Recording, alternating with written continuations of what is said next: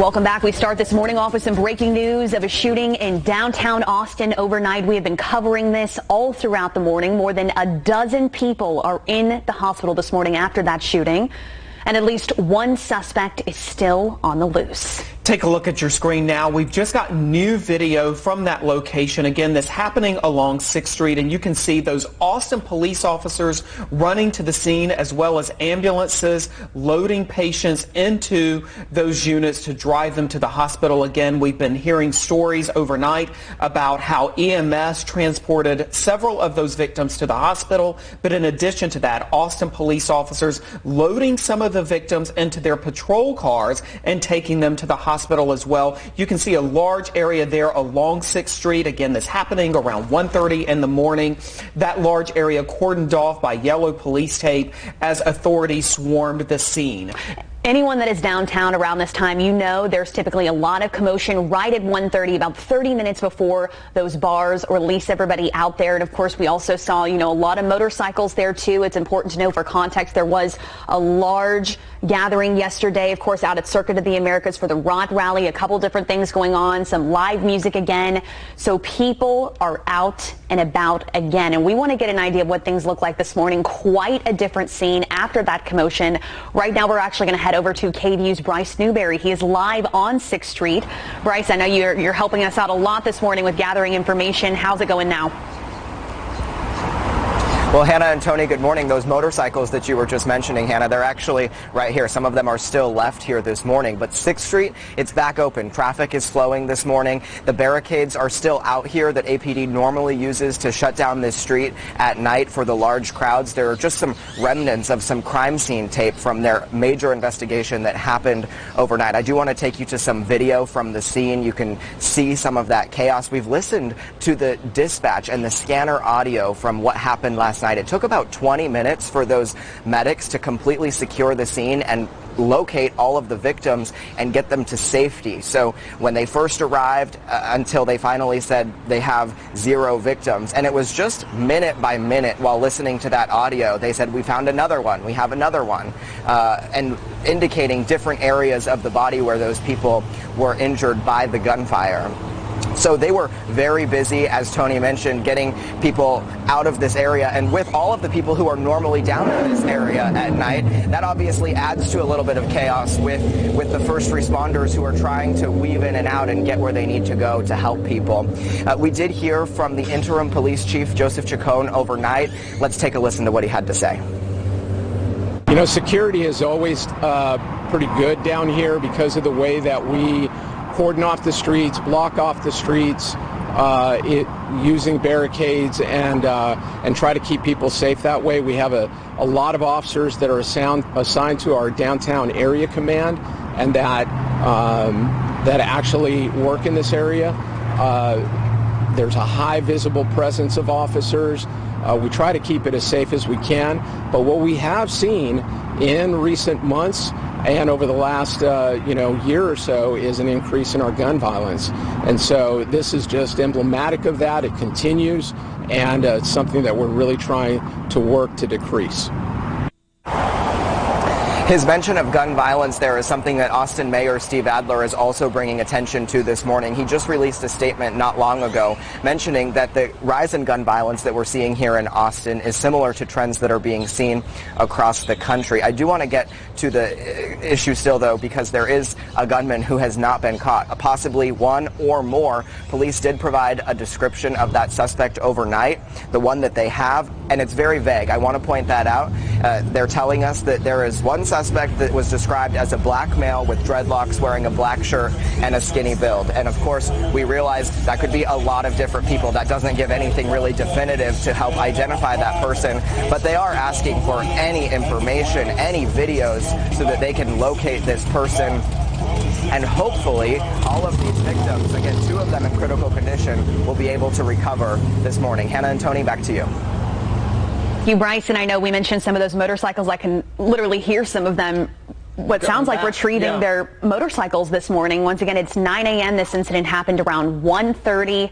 And, you know, police once again are still kind of learning of the context of that. But something we do know for sure is there was a large presence of people with their motorcycles last night, as we can see. Absolutely. And Hannah, this will amplify discussions not only about gun violence in our community and across the country. We're hearing and seeing that right now, several hours, about 8 hours after this happened. Also, it is likely to renew conversations about safety on 6th Street. Hannah, this is the biggest, I've mentioned this earlier, this is the biggest mass casualty incident that Austin has seen on 6th Street since the South by Southwest crash of 2014. Hannah, when a man plowed through the crowd, injuring up to 30 people, killing 4 of them. Terrible. Also in 2016, we saw another shooting in downtown Austin on 6th Street in which 4 people were shot and injured. 1 person was killed. And that's the thing about 6th Street is when something like that happens and people are running around, I mean, it is chaotic. It's hard to get around. And as they said, they have some of those roads blocked off. People are coming in and out of the bars. There's lines. I mean, people in close quarters. It's hectic. Yeah, shoulder to shoulder. And so I can only imagine, you know, what that was like. And we spoke with that gentleman earlier. And even Interim Chief Chacon, you can kind of just see it in his face, just shaken up. It's been a really long night. And knowing the suspect is still on the loose, I think is really just kind of adding that sense of urgency right now. And Hannah, with regard to that gun violence in our community, I did actually just within the last few minutes get some statistics. They have risen, according to Austin Police, from 689 in 2015 to more than 1,000 in 2020. And I've got some other statistics that we can talk about later with regard to overall violence in our community as well. But Hannah, as recently as May, the Austin City Council passed a resolution just last month to begin efforts and to intensify efforts related to gun violence and prevention programs. The mayor has said that he believes that this is an effort that will not only, of course, involve law enforcement, but the community as a whole coming together, sitting at the table to try to come up with strategies to reduce the violence that is happening in our city. A lot of leaders speaking out on this right now, but something we also very much want to check in as frequently as we can is these victims, guys. Absolutely. We're talking about 13 people that were shot downtown. These videos just horrific, and we're also learning more about the status of that. And actually, KVUE's Tori Larnett is outside the hospital right now giving us those updates. Good morning, Tori. Good morning, Hannah. Good morning, Tony. Yeah, I've been in contact with the hospitals these victims went to all morning long. They say they are running around trying to get the latest update on these victims for me. But as of now, it remains the same. We have 13 people who were injured. Luckily, no deaths right now. We hope it stays that way. But there are 2 people in critical condition. There's another 2 people who are seriously hurt, although they do not have life-threatening injuries. They are expected to be okay. I spoke with Austin Travis County EMS on the phone. They tell me that they were the ones who transported both those critically hurt people and the seriously injured. So they got great care on the way to the hospital. But as we talked about, these victims got transported in a variety of ways. Austin Police Department took some of them in their own police units, and also bystanders or people at the scene took their own private cars to get people to the hospital. Now, despite this craziness of downtown Austin that Hannah and Tony, you were talking about, it's just a typical Friday morning, but Austin Travis County EMS says they still were able to get to the scene within 10 minutes. It was actually about 9 minutes when that first ambulance got on the scene to help these victims. They also kicked in their urgent response, which means they sent at least 15 units, including ambulances, commanders, and other units to help these victims and to help with the situation. Now, you heard from Austin Police Chief, Interim Chief Joseph Chacon. He says it was also the officers who had the first aid training and the tourniquet training that were able to step up, organize the scene, and make sure that these victims got the care they needed. So let's hear from him now. I do believe that it was the actions of our officers who responded very quickly and have been trained in life-saving measures, including use of their first aid kits and tourniquets that they carry on their person to be able to quickly apply that first aid and help people that were in serious injury, serious distress. Up here. We do know that 11 people were taken to one hospital, one taken to another. We're still trying to confirm those hospitals. And finally, the last person was actually taken to an urgent care. Again, I am into contact with these hospitals, trying to get you an update. I hope that it's coming very soon. For now, I'll toss it back to you in studio. Thank you so much, Tori Larned, live outside of the hospital for us. And of course, throughout the morning, we're going to continue to show you these videos. But Tony, for a second, I want to talk about social media once again. This is playing a huge part in this investigation, as we do have this suspect at large. You and I all morning have been, messaging some of these people that are tweeting out about this. One gentleman going on Facebook Live. And I want to say, I think a lot of people last night were kind of caught off guard. We're talking about, we've been doing a lot of stories about sort of this reopening, this wave of people going back out again. And I think just from what I've seen in the last few days, sort of, joy of people being happy to be out again. And I think that last night this didn't come into anyone's mind. I think everyone was happy to be on Six again, seeing that rustle and bustle and everyone out and the music. And I think that probably added a new level of fear last night when people were 1:30 in the morning. And again, you can see in some of these videos too, people having a good time around 1:20 in the morning. And from what has been described to me from people who have seen some of the more graphic video in this case that we are not obviously airing, but that people one moment, Hannah, are having a great time. Seconds later, you hear a barrage, a hail of gunfire, and you literally see people falling to the concrete, to the street, to the sidewalk after realizing that they were shot and after being shot. Hannah, I want to talk about the search for the shooter in this case because it is a large-scale effort involving not only the Austin Police Department, which is coordinating the investigation, but we know that the FBI is also working in some capacity with law enforcement as well. Hannah, right now, a number of detectives from not only the APD homicide unit, but also the aggravated assault unit, as well as the gang unit of the Austin Police Department, are doing what they can to interview anyone who might have information. But to your point about video, obviously, social media video may have captured something. There are halo cameras, public safety cameras in that area that have been in place for a number of years. So obviously, detectives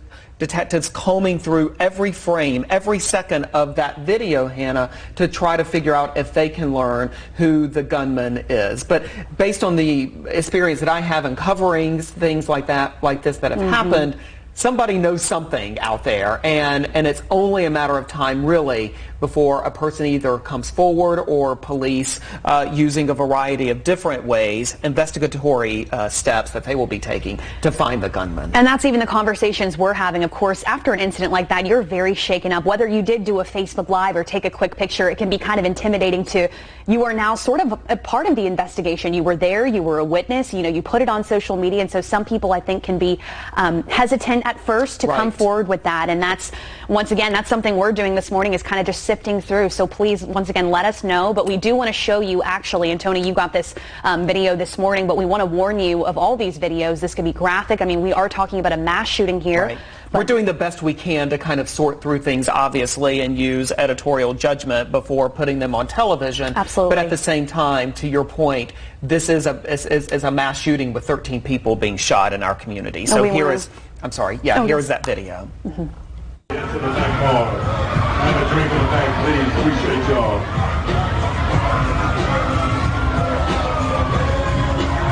Please, everybody. It's okay, organize, chill. As you can see, their officers are actually giving CPR to at least one person in the video. People down on the ground. Just a very hectic scene there. We are going to continue to follow this throughout the morning, and we want to hear from you. So go ahead and stay with us, and we'll be right back.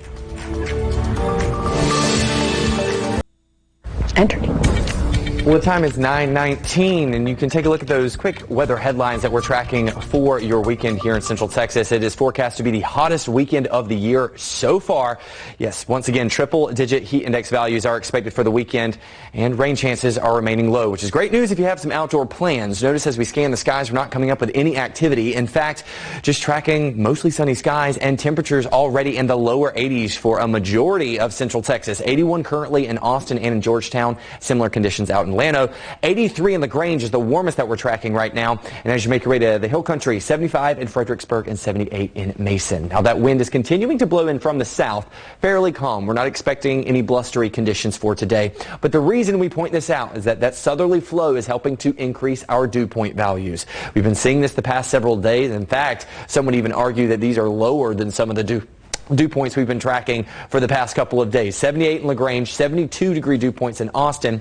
Keep in mind that this is still above the tropical category for a majority. The only exception are my friends out there in Fredericksburg. You're currently sitting at 69. So this is what it feels like as you step outside. 85 is what it feels like in Austin. A little bit warmer down in San Marcos at 86, but it already feels like it is 92 degrees out in LaGrange. So it's going to be another muggy one today, folks. In fact, expect triple-digit heat index values to remain once again. So keep in mind that's your feels like temperature. What do you need to plan for in regards to what you're going to wear and how hydrated you need to stay? So triple-digit heat index values are expected not only for today, but for tomorrow as well.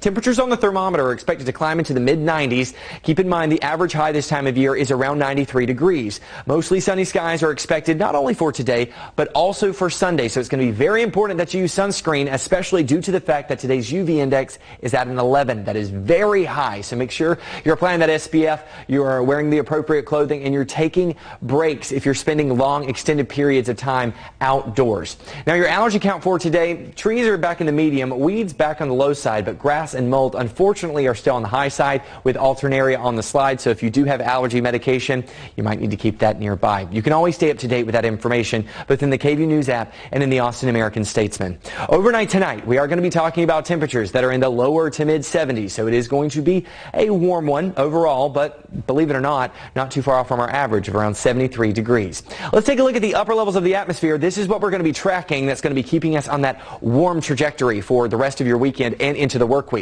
We have a ridge of high pressure that's building into the west. It's going to continue building in. Notice it kind of makes the trek up to the north. This is going to be keeping us on the dry side and our feels like temperatures staying in the triple digits. Notice that our temperatures will be anywhere from the mid to upper 90s as we go throughout your Sunday into Monday. Tuesday, expect conditions to still stay dry. You see we might have some of that northerly flow as that high pressure system moves a little bit further to the north.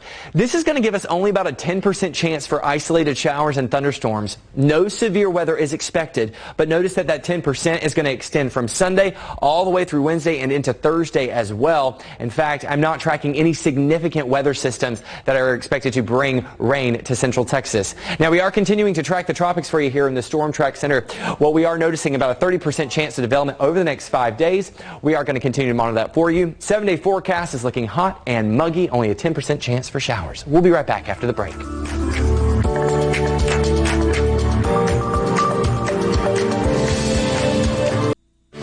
Welcome back on this Saturday morning. We continue to bring you breaking news this morning on a mass shooting overnight in downtown Austin. This is new video of police investigating. We know 13 people were injured in a shooting that happened just before 1:30 this morning on East 6th Street near Trinity Street. 11 people are expected to be okay. 2 are in critical condition. And it has been hours since shots were fired on 6th Street, but KVUE's Bryce Newberry is live on 6th Street right now. Bryce, what are you seeing now that the sun is up? I know a little bit ago we heard some motorcycles. Tell us what you know now. Well, Hannah, good morning. Now about 8 hours after this shooting started, it doesn't really seem like there was a shooting here. Traffic is flowing. The street is back open. There are still motorcycles that are parked here from last night. And really, there's not a lot that points out that there was a shooting here, other than the fact that the barriers that APD normally uses to block off the streets for all of the crowds. Well, some of the barriers do have crime scene tape still stuck to them this morning. But other than that, it's really hard to tell that there was anything that happened down here last night. Some people who are just waking up and coming out either for their morning coffee walk or a run, a little bit surprised at all of the media attention that's down here, but really no more police activity that we're seeing this morning. Hannah. Thank you, Bryce Newberry, for us there. And certainly a shock, Tony. I mean, this is of course a national story, and I think even people that live on 6th Street, if they may have slept through this, are shocked. Yeah, and obviously everyone is waking up this morning. Hannah, I think one of the most miraculous aspects of what has happened is that fortunately no one has perished. and what happened overnight. But again, 13 people shot and injured. And now, like many of you, local leaders are also, Hannah, waking up this morning to this awful news in our city. Austin City Council member Mackenzie Kelly released a statement, and we're going to get back to that as soon as we return from the break. We have a lot more to talk about, guys. Stay with us.